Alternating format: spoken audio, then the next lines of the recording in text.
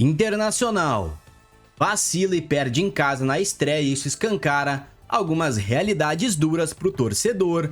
Rocher, como é que tá o Rocher? Vai sair? Vai ficar? Bom, vazou situação contratual, tá certo? E o camisa 9 do Inter, como é que tá essas negociações? Bom, não temos muitas novidades, mas vamos pincelar mais um pouco isso. E River Plate quer um jogador do Inter, que é o que tudo indica, vê com bons olhos a saída, tá bom? Tudo isso e muito mais tu acompanha a partir de agora no Inter em Campo.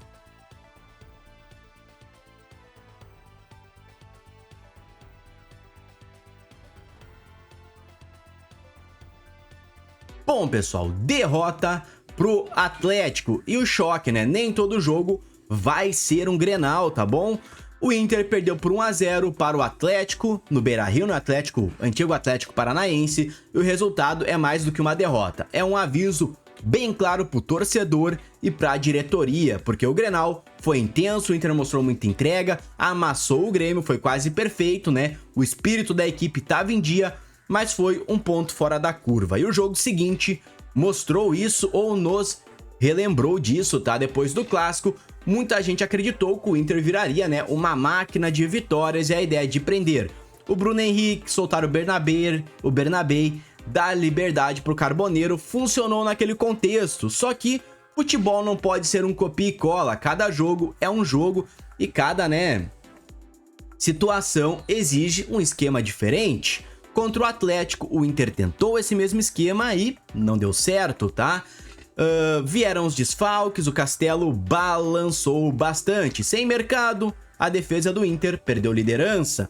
Sem Paulinho, perdeu dinâmica e presença. E sem Carboneiro, o ataque ficou, né, previsível o bastante, tá certo? E aí eu acho que o principal ponto da partida foi que o Pesolano tentou a saída com 3 defensores. A intenção pode até ser boa, mas em campo não funcionou, tá? O time teve dificuldades, as mesmas dificuldades que nós vimos ano passado, não conseguiu progredir, errou decisões perto da área e entregou contra-ataques desnecessários, né? E a conta começa a chegar cedo pro torcedor e pro Inter, tá? Primeira derrota em casa, no Beira-Rio, não podia ter acontecido, tá? O Inter precisava ter um time que quer ir bem no campeonato, não pode perder pontos dentro de casa, quanto mais perder jogos, tá? E o Inter fez, né, o checklist para isso, infelizmente, um jogo que o Inter não poderia perder e perdeu.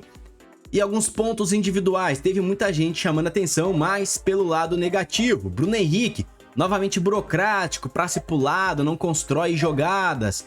O Bruno Tabata, uma atuação fraca, sabe? Perdeu chances, não ajudou nem com a bola, nem sem a bola, não ajudou a marcar. Bernabé, o velho Bernabé que nós se acostumamos, né? Emocionado, indo pra frente, defensivamente pecou mais uma vez, tá? Então, no segundo tempo, algumas correções, o Inter melhorou, mas aí, né, já era tarde, tá? Borré chegou a marcar, mas o gol foi anulado por impedimento.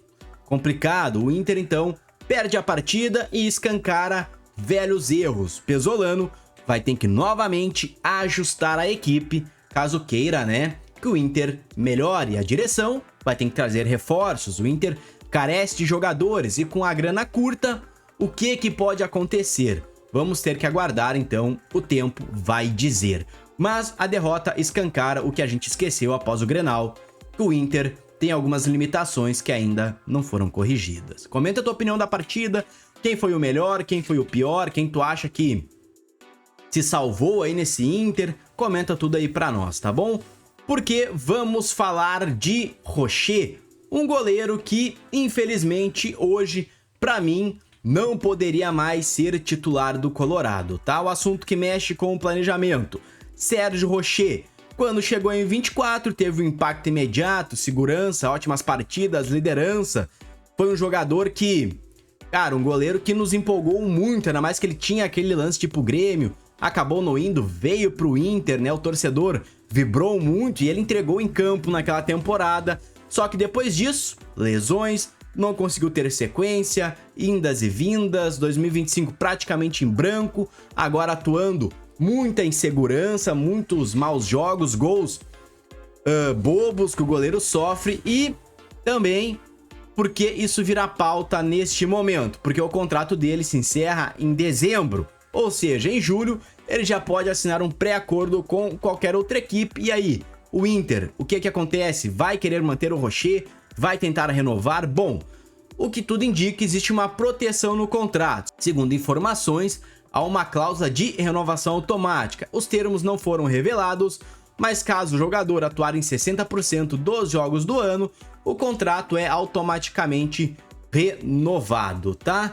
E agora, será que o Inter vai querer manter o Rocher, dar ritmo? Será que ele vai retomar a confiança? Bom, eu tenho minhas dúvidas, tá certo? Mas tá aí, Rocher tem sim uma chance de deixar o clube, né? Porque o contrato dele já está por se encerrar. Comenta a tua opinião. Tu gosta do Rocher? Não gosta? Deixa aí nos comentários, tá certo? E a novela centroavante aqui no Inter? Tem alguém chegando? Tem alguém saindo? Bom, centroavantes, né, que o Inter tenta. Alejandro e Derek Lacerda. Informação do momento. Ambos os negócios seguem travados, tá? Pelo mesmo motivo. O Derek Lacerda do Cuiabá quer a grana, 50% à vista, cerca de 10 milhões. O Inter teria que pagar 5 milhões de reais à vista. O Inter quer parcelar o montante todo. E o Alejandro? Bom, o Alejandro, o CSKA Moscou quer colocar em contrato uma obrigação de compra de 5 milhões de euros, o que daria perto dos 30 milhões de reais. E o Inter, obviamente, recusou, né, isso. O Inter não acha que vale a pena essa obrigação de compra, afinal de contas o jogador precisaria desempenhar e muito para valer os 30 milhões de reais. Então o Inter segue com essas duas negociações travadas. A novidade da vez é que o Vitória entrou na briga pelo Derek, tá? O Vitória entende que o jogador pode ser uma peça importante e visa, né, acertar a contratação nos modelos que o Cuiabá propôs. Então é muito provável que o Inter não traga nenhum desses dois reforços. Ambas as negociações seguem praticamente encerradas aqui pro lado colorado, tá bom? Mas comenta a tua opinião, o que tu achou da postura da direção? Tu acha que o Inter deveria ter tentado algum desses dois jogadores? Comenta aí pra nós, porque temos River Plate interessado em Borré, e isso pode virar uma dor de cabeça aqui pro técnico pesolano, tá? Aquela notícia que sempre acende o alerta. River Plate teria, inclusive, iniciado tratativas formais para repatriar Rafael Borré, centroavante de 30 anos, contrato longo aqui com o Inter até 2028. Vamos lembrar, o jogador teve um 25 muito ruim mesmo, tá?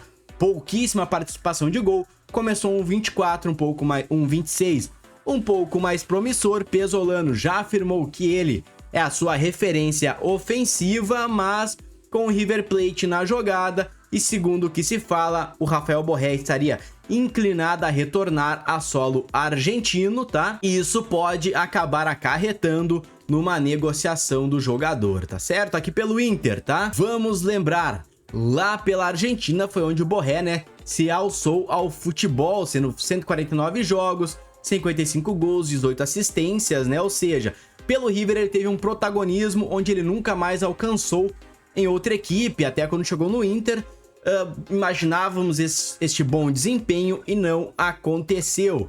Cara, pra mim é o seguinte, se vier com uma grana boa, o Inter deve vender o Borré. Ah, vai ficar sem centroavante. Cara, eu não enxergo no Borré um jogador tão decisivo assim. Decidiu o Grenal, mas eu acho que é muito arriscada a direção apostar no Borré. Ou traz um centroavante para rivalizar com o Borré, ou, enfim, cara, eu não sei. Mas, ao que tudo indica, o Inter não quer vender o centroavante, mas conta com a vontade do jogador e a forte vontade do River. Então, uma proposta deve chegar e, se vier com o dinheiro que o Inter entenda que é necessário, o Borré deve deixar o clube, tá bom?